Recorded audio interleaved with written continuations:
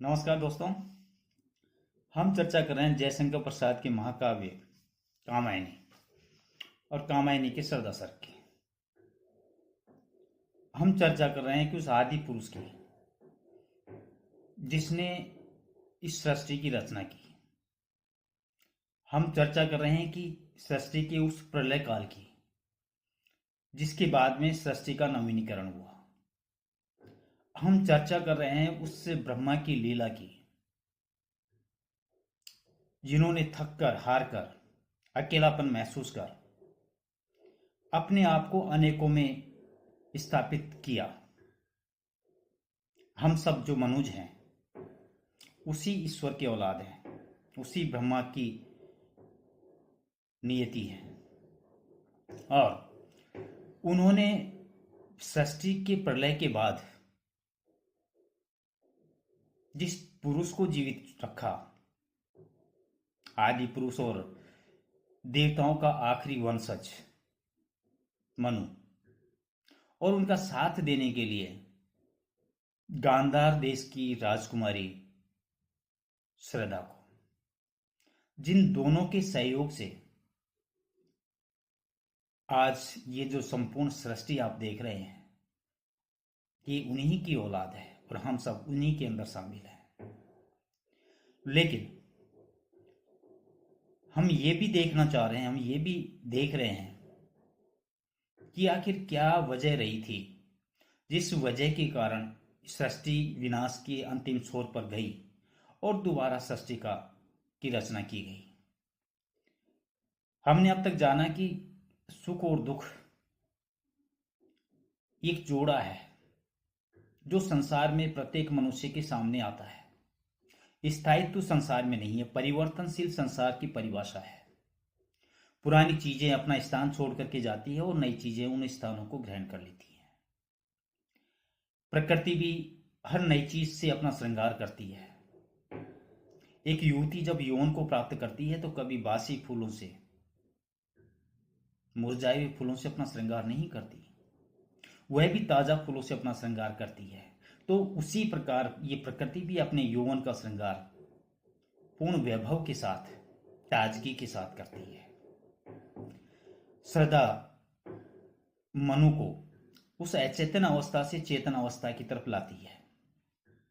सृष्टि के विकास की तरफ उनका रुख मोड़ती है, जो अब तक वो सृष्टि के विनाश को देखते आ रहे थे। एक हिम्मत और एक ताजगी भरने का प्रयास करती है और ये सब करते करते वो अपने आप को समर्पित करती है मनु के लिए कि सृष्टि की रचना तुम अकेले नहीं कर सकते, और उस सृष्टि की रचना करने के लिए मैं तुम्हें निस्वार्थ भाव से अपने आप को समर्पित करती हूं। श्रद्धा न केवल मनु को अपने आप को समर्पित करती है, बल्कि वो ये भी कहती है कि मेरे अंदर जो व्याप्त जो भाव है, दया, माया, ममता, सहनशीलता, क्षमाशीलता, करुण का, अटूट विश्वास का, ये सारे भाव मैं तुम्हें सौंपती हूं। तुम्हें जिस किसी चीज की आवश्यकता हो बेझिझक आप ले लीजिए, मुझे मांगने की जरूरत नहीं है, क्योंकि मैंने अपने आप को संपूर्णतया तुम्हें दे दिया है। श्रद्धा मनु से कहती है कि इस संसार की सृष्टि के लिए ईश्वर ने तुम्हें बनाया है, तुम्हें भेजा है, और तुम्हें इस संसार से विरक्ति के भाव को छोड़ करके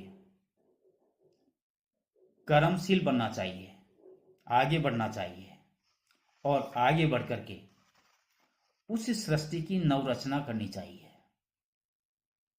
मनु जो अब तक अपने अतीत में खोया हुआ था, अपने वर्तमान में जो उसने सामने जल प्रलय का वातावरण देखा, सृष्टि के विनाश की रचना देखी, उसी के अंदर खोया हुआ था। श्रद्धा नई ऊर्जा का संचार करती है मनु के हृदय में और अपने आप को समर्पित करते हुए उन्हें जगाने का प्रयास करती है कि उठो और इस सृष्टि की रचना करने के लिए पूर्ण ताकत और हिम्मत के साथ में तैयार हो जाओ, क्योंकि प्रकृति भी उसी की होती है जो शक्तिशाली होता है, जो ऊर्जावान होता है। तो तुम्हें भी कर्मशील बनना चाहिए और इस पृथ्वी पर मानव के विकास में अपना पूर्ण योगदान देना चाहिए। अब आगे, और ये क्या तुम सुनते नहीं विधाता का मंगल वरदान, शक्तिशाली हो विजयी बनो, विश्व में गूंज रहा जयगान।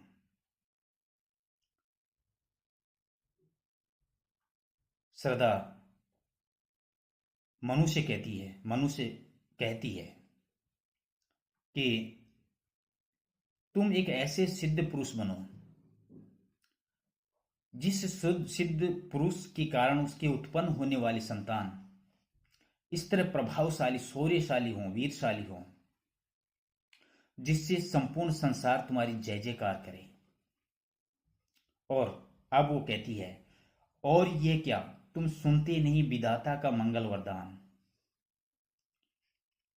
विधाता भगवान के लिए कहा गया है, मंगल वरदान कल्याणकारी वाणी के लिए कहा गया है कि क्या तुम भगवान की इस कल्याणकारी वरदान वाणी को नहीं सुन रहे हो। शक्तिशाली हो विजयी बनो, विश्व में गूंज रहा जयगान। कि ईश्वर तुम्हें यह आदेश दे रहा है, कर्मशील बनते हुए शक्तिशाली बनो और शक्तिशाली बनकर के विजय प्राप्त करो। विजय किस पर? बुराइयों पर, निराशा पर। यह ध्वनि चारों तरफ संसार में फैल रही है। प्रकृति भी तुम्हें आह्वान कर रही है अपने पूर्ण वैभव के साथ में। ईश्वर का भी यही वरदान है कि शक्तिशाली बनकर के हर बुराइयों पर विजय प्राप्त करो और अपने यश की, कीर्ति की पताका चारों तरफ फैलाओ।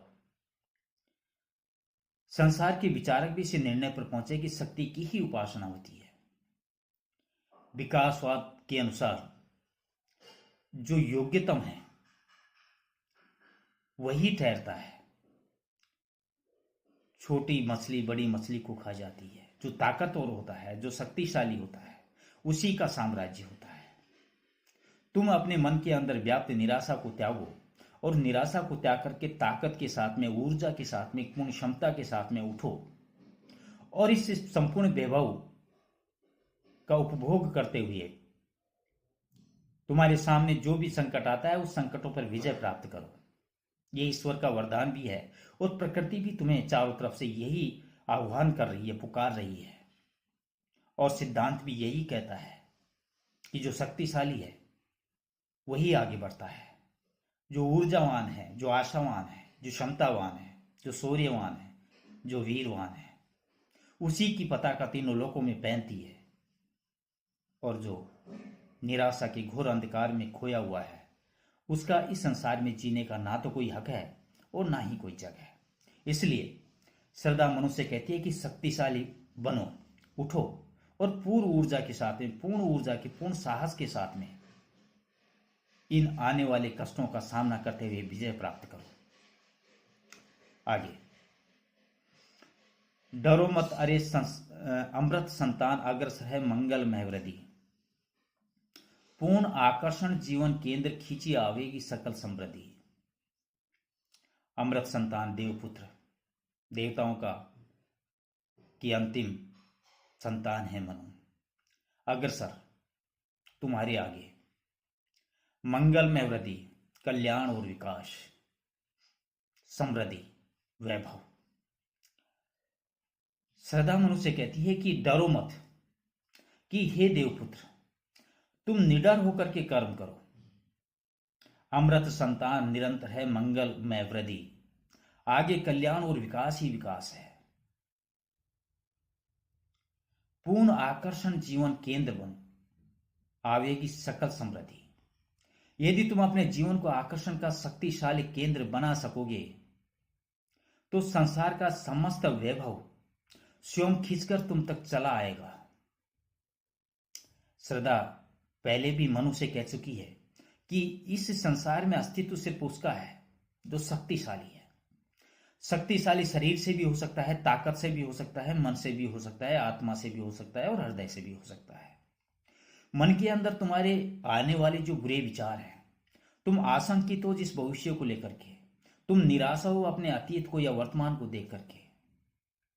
तुम संसार की विरक्ति के भाव अपने हृदय में छिपाए हुए बैठे हो।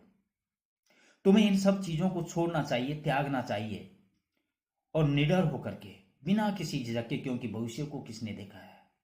तुम्हें नहीं पता कि आने वाला कल तुम्हारा कैसा होगा। तुम सिर्फ अपने अतीत को देख करके भविष्य की मात्रा की कल्पना कर रहे हो, जो भी निराशाजनक। इसलिए तुम्हें किसी चीज से डरने की आवश्यकता नहीं है, क्योंकि विधि का विधान ही ऐसा है कि कर्म करो, फल की चिंता मत करो। तुम्हें अपना कर्म करना चाहिए, वह भी निडर होकर के, पूर्ण ताकत के साथ में। उसका फल क्या होगा, उस फल के बारे में तुम्हें विचार नहीं करना चाहिए। और फिर आप देखिए, तुम्हारे आगे कल्याण ही कल्याण है, विकास ही विकास है, अच्छाई ही अच्छाई है। तुम्हारा जीवन चलेगा नहीं, दौड़ेगा। तुम खुशहाल जीवन जियोगे और इस सृष्टि के विकास में अपना अति महत्वपूर्ण योगदान दोगे, जिसे युगों युगों तक ये सृष्टि जब तक रहेगी तब तक तुम्हें याद करेगी। यदि तुम अपने जीवन को इन सारी निराशा और बुराइयों को त्याग करके आकर्षण और शक्तिशाली का केंद्र अपने आप को बना लोगे पूर्ण हिम्मत के साथ में, तो देखना संसार का जितना भी वैभव है, वो प्राकृतिक वैभव, सांसारिक वैभव, मानसिक वैभव, वो सारा का सारा वैभव, संपदा, संपत्ति तुम्हारे कदमों में आ पड़ेगी, तुम्हारे कदमों को चूमने लगेगी। और ये तभी संभव है जब तुम बिना किसी झिझक के, बिना किसी डर के अपने कर्म में लीन हो जाओगे, उस ईश्वर के दिए हुए आदेश को मानते हुए, आने वाले भविष्य की परवाह न करते हुए इस सृष्टि के विकास को आगे बढ़ाओगे। और जिस प्रकार लताओं के फूल खिलते हैं, उसी प्रकार आपके और मेरे सहयोग से जो संतान की उत्पत्ति होगी, वो संतान इतनी शौर्यशाली, शक्तिशाली और वीरवान होगी कि तुम्हारी और मेरी कीर्ति की पताका इस सृष्टि के रहने तक गूंजती रहेगी, चारों तरफ जय जयकार होती रहेगी। आप अपने मन में इस बात को महसूस कीजिए, स्वीकार कीजिए, और ये महसूस करके ये अपने आप में ऊर्जा का संचार कीजिए। तुमने अब तक अपने भविष्य की कल्पना की है, वो निराशाजनक की है। तुमने कभी यह सोचा ही नहीं कि आने वाला कल अच्छा भी हो सकता है। लेकिन निश्चित मानिए, आपका आने वाला भविष्य उस ईश्वर का एक आदेश है, और वो उस आदेश के तहत आप जिस तरह निडर होकर के कर्म करोगे, उस कर्म के तहत आपका भविष्य भी सुखमय होगा। और संपूर्ण संसार की पताका है, विजय पताका आपके कदमों में होगी। सारी संपत्ति और संपदा तुम्हें पाने के लिए लालायित हो जाएंगी। इसलिए उठो, जागो और पूरी हिम्मत और ताकत के साथ में कर्म करो। निश्चित रूप से इस संसार के विकास में योगदान देते हुए विजय तुम्हारी ही होगी। आज बस इतना ही। इसके आगे की चर्चा हम अगली कड़ी में करेंगे। तब तक नमस्कार।